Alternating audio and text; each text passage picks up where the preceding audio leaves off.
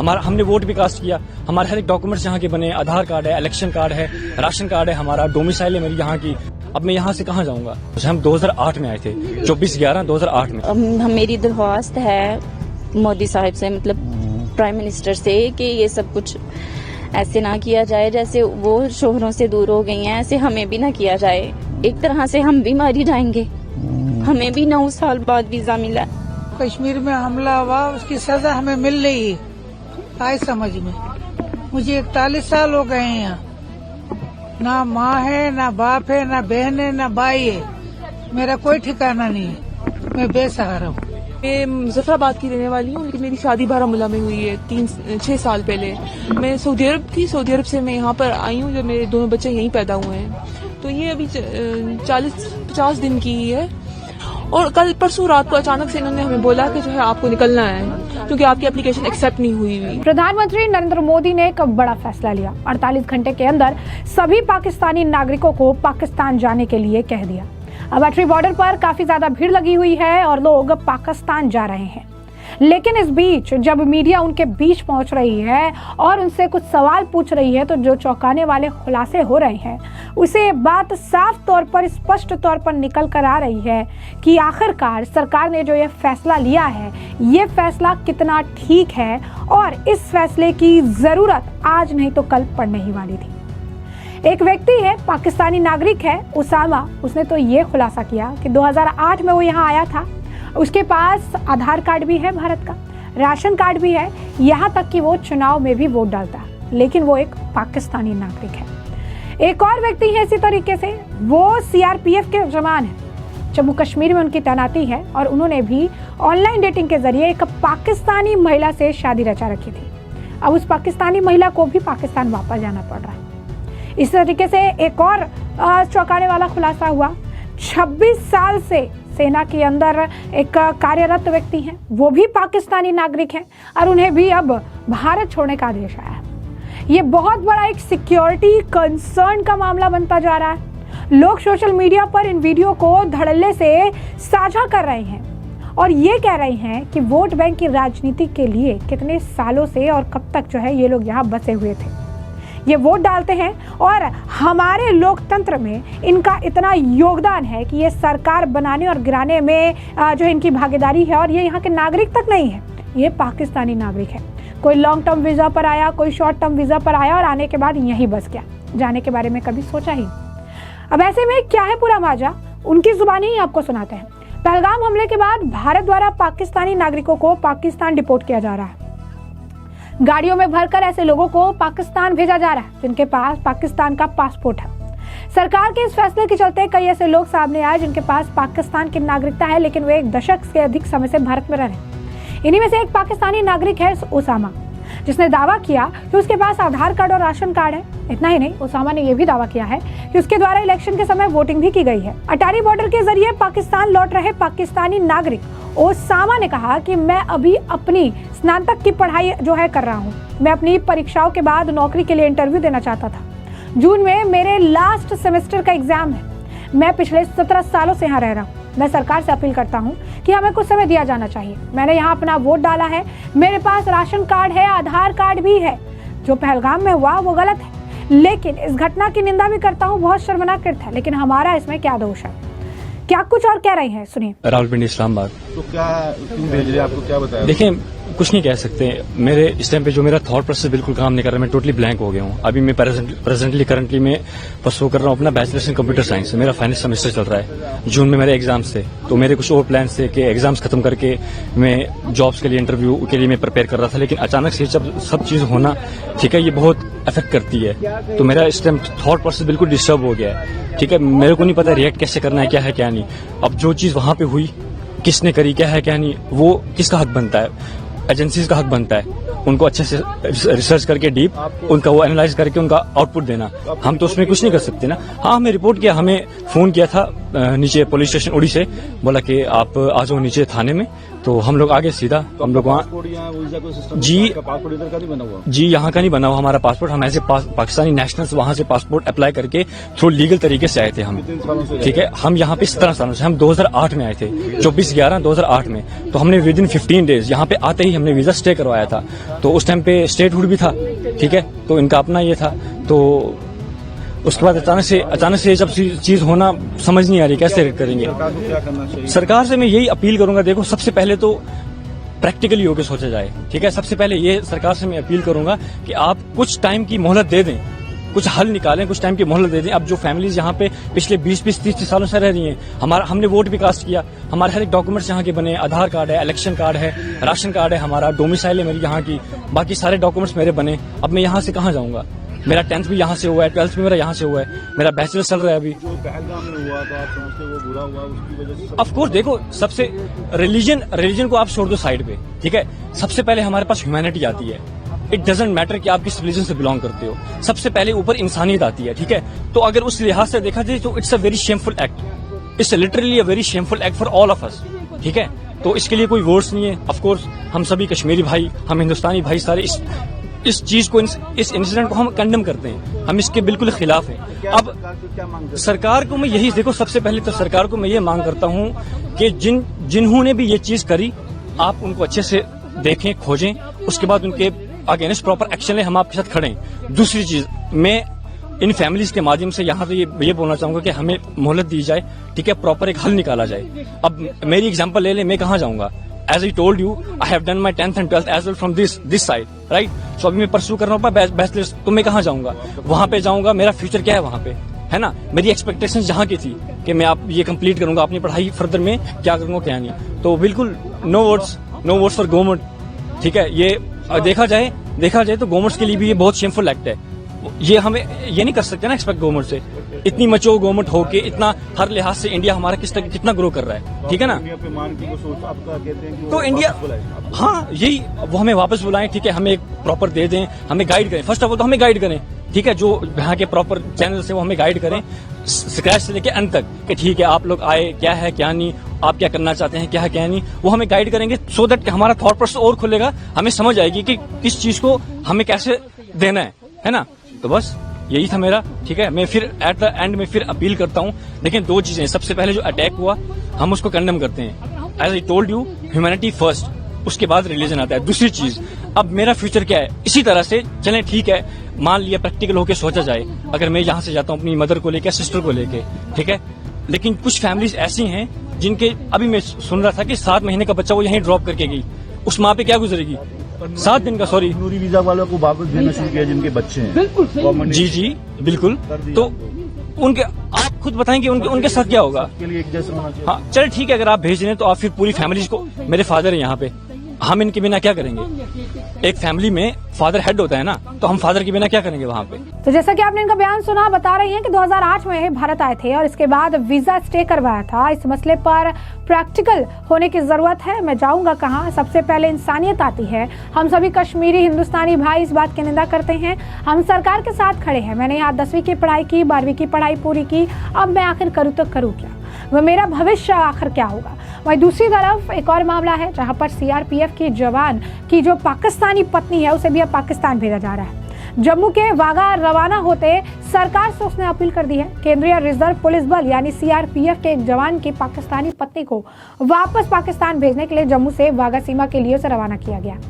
अब इसे लेकर आपको बता दें कि जो है मीनल खान अपने पति और कश्मीर के घरोटा निवासी सीआरपीएफ जवान मुनीर खान के साथ जम्मू से पंजाब स्थित वाघा सीमा के लिए रवाना हो। मीनल और मुनीर की दोस्ती सोशल मीडिया के माध्यम से हुई थी और बाद में दोनों ने एक दूसरे से शादी रचा ली।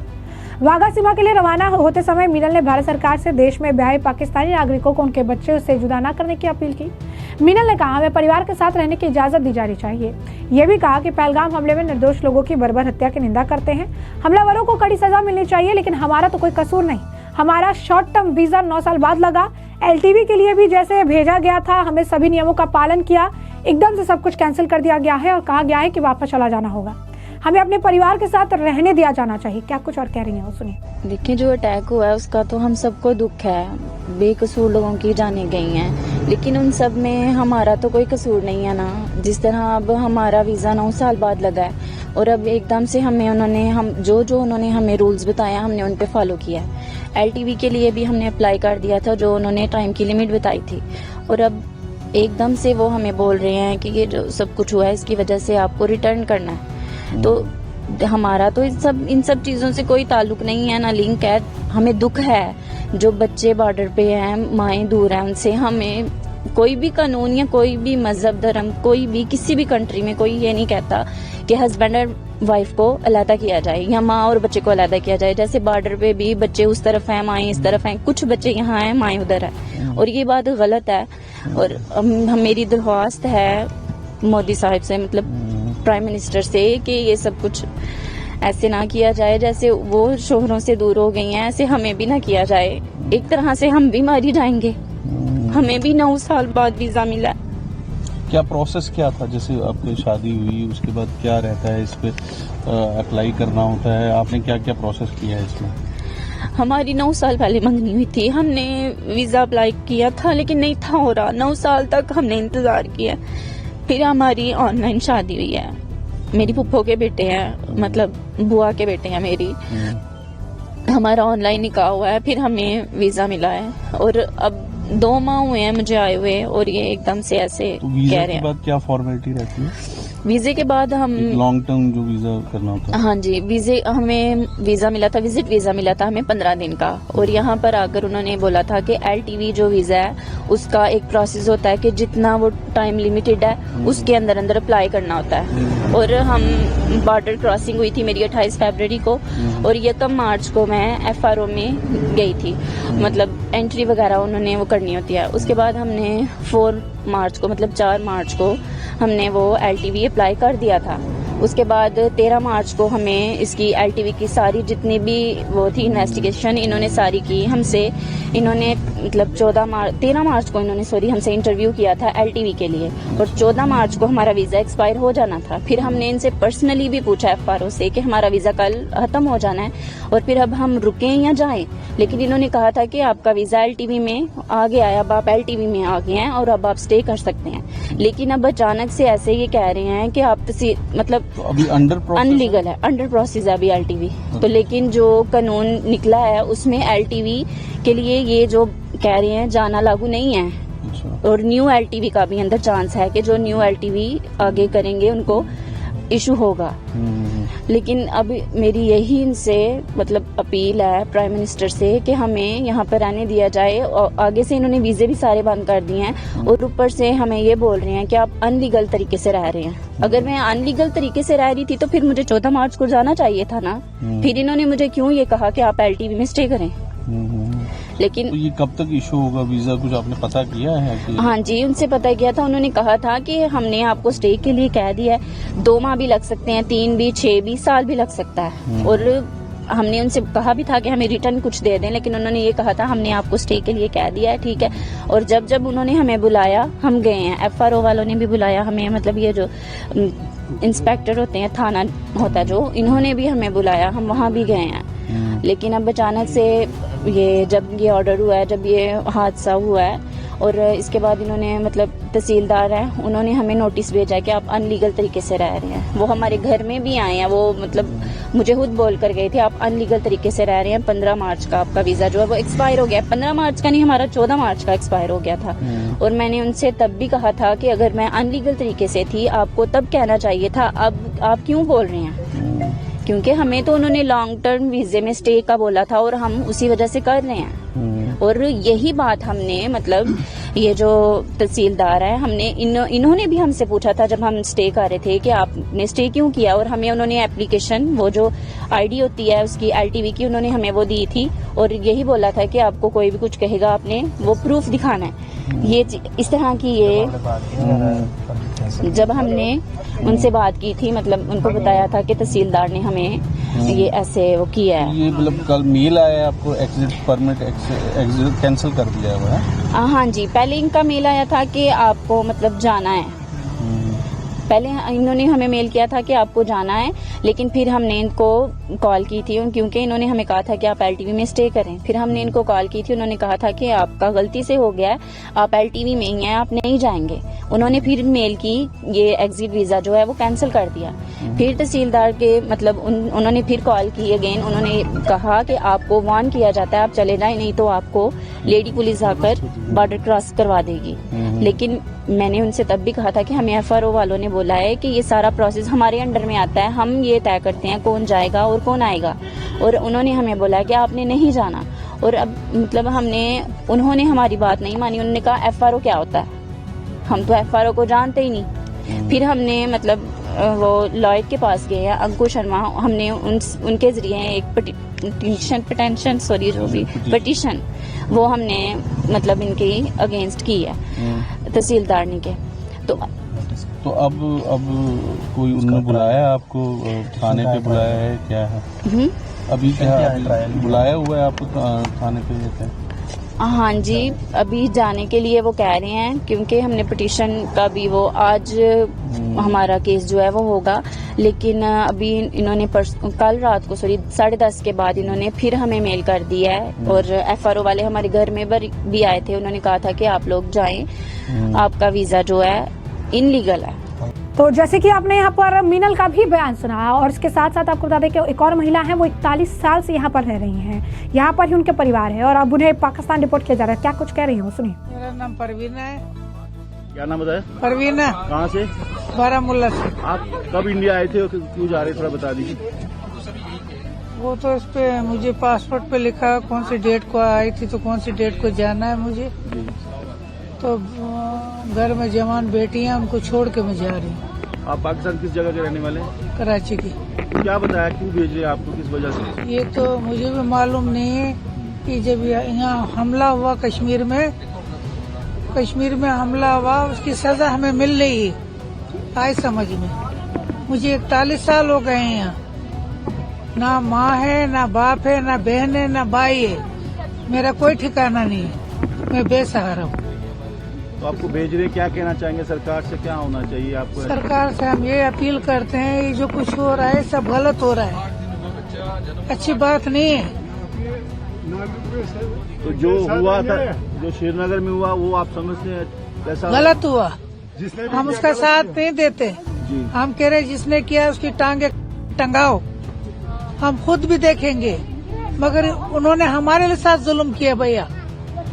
हमें बच्चे जवान लड़कियां छोड़नी पड़ी है, कल को उनकी शादी होगी, माँ बाप को ढूंढेंगे वो, मैं क्या जवाब दूंगी? तो क्या कहना चाहते सर? मैं ये कहती हूँ, सरकार से अपील करना चाहती हूँ, जो हमारे साथ हो रहा है आप ये मत करिए, ये हो रहा है गलत, मेहरबानी करके हमारे पे कोई रहम खाइए। आप पाकिस्तान किस जगह के रहने वाले? कराची की। मेरा नाम मुफजाला है। कहाँ के रहने वाले हैं? मैं मुजफ्फराबाद की रहने वाली हूँ। मेरी शादी बारामूला में हुई है 6 साल पहले। मैं सऊदी अरब थी, सऊदी अरब से मैं यहाँ पर आई हूँ जब मेरे दोनों बच्चे यहीं पैदा हुए हैं। तो ये अभी 40-50 दिन की ही है। तो हमें जो है कल परसों रात को अचानक इन्होंने बोला, हम चूंकि हम एक लीगल तरीके से यहाँ पर लॉन्ग टर्म वीजा के थ्रू जो है वो स्टे कर रहे थे, 3 साल से मुसलसल हम एप्लीकेशन फिल कर रहे हैं, लेकिन हमें वो एप्लीकेशन कभी एक्सेप्ट नहीं होती है। लेकिन हमारी वेरिफिकेशन होती है, हर साल वेरिफिकेशन होती है और हर साल हम एप्लीकेशन फिल करते हैं। और कल परसों रात को अचानक से इन्होंने हमें बोला कि जो है आपको निकलना है क्योंकि आपकी एप्लीकेशन एक्सेप्ट नहीं हुई। और हम वेट कर रहे थे कब हमारी एप्लीकेशन एक्सेप्ट होगी, लेकिन एप्लीकेशन अभी तक हमारी एक्सेप्ट नहीं हुई। मगर स्टे हमें स्टे हुकूमत की तरफ से मिल रहा है, हर साल मिल रहा है। हमें यही कहकर भेजा, हमें तो कुछ इस तरह बोला नहीं गया, हमें तो सिर्फ यही कहा गया कि आपको निकलना है यहाँ पे क्योंकि हुकूमत का ऑर्डर है। और उसकी वजह जो है बारामूला में हालात हो, उसको आप कैसे देखते हैं? बारामूला में उसमें पहलगाम में जो हुआ था, उसमें जो हालात हुए उसको हम टेररिस्ट एक्टिविटी ही कहेंगे, क्योंकि उसमें मासूम लोगों की जानें गई हैं। उसमें मासूम लोगों की जानें गई हैं, जो कि ऐसा होना नहीं चाहिए था। उन लोगों को कड़ी से कड़ी सजा मिलनी चाहिए और जरूर मिलनी चाहिए। और उनकी सजा ये गलत है, ये गलत है, ये तो इंसानियत के खिलाफ भी है ना, ये ह्यूमैनिटी के खिलाफ है। क्या चाहते हैं? हम ये चाहते हैं कि जो है हमें क्यों जो है हमारे बच्चों को क्यों इस चीज की सजा दी जा रही है, हमें वापस अपने मुल्क में, अपने घर में वापस भेजा जाए। मेरे 2 बच्चे हैं, छोटे छोटे 2 बच्चे, एक 2 साल की है, एक 40 दिन की है। तो आपका पासपोर्ट पाकिस्तान का? जी मेरा पासपोर्ट पाकिस्तान का। शुक्रिया। मैं मुजफ्फराबाद कश्मीर से हूँ। मैं कश्मीर से कितने साल से यहाँ हैं? मुझे 3 साल हुए हैं यहाँ पर, 2.5-3 साल हुए हैं। तो तमाम आपने ये बयान सुने हैं। सोशल मीडिया पर इन बयानों की खूब ज्यादा चर्चा हो रही है और ये कहा जा रहा है कि कितना बड़ा सिक्योरिटी कंसर्न है ये, कितना बड़ा सिक्योरिटी थ्रेट है ये। कुछ अलग चैनल्स भी हैं जो एक वीडियो चला रहे हैं जहां पर एक महिला बताती है कि उनके पति 26 साल से सेना में कार्यरत है। 26 साल, कितना लंबा टर्म, लेकिन वो जो है पाकिस्तानी नागरिक है। बहुत पहले आए हुए थे यहाँ पर, उसके बाद क्या है पाकिस्तानी नागरिक थे, यहीं पर सेटल डाउन हो गए और उसके बाद जो है सेना में भर्ती भी ले लिया। अब लोग ये कह रहे हैं कि सिक्योरिटी के लिहाज से हम किस तरीके से और कितने सेफ हैं, क्योंकि ऐसे लोग जो पाकिस्तानी नागरिक है वो पाकिस्तान के लिए जो अगर आप कहेंगे लॉयल है, और ऐसे लोग अगर फिर CRPF में है, जो कश्मीर में तैनात है, ये आखिर हमारे लिए किस तरीके से जो है काम करेंगे। सिक्योरिटी कंसर्न जो है बहुत बड़ा है। और इसी के साथ लोगों ने कहा है कि NRC लागू करने की भी अब जरूरत आन पड़ी है। लोग ये कह रहे हैं कि कोई 40 साल से रह रहा है, कोई 10 साल 17 साल से रह रहा है, कोई 15 साल से रह रहा है। NRC अगर लागू होगी तो ये तो पता चलेगा कि यहाँ के नागरिक कौन है और कौन यहाँ पर आके सेटल डाउन हो गया है और किसे यहाँ पर सारी जो है सुविधाएं जो है मिल रही है, लेकिन वो नागरिक जो है वो पाकिस्तान का है। तो ऐसे में तमाम आपने बयान सुने हैं और इस मामले पर आपकी जो राय हो कमेंट सेक्शन में कमेंट करके जरूर से जरूर साझा करिएगा। धन्यवाद।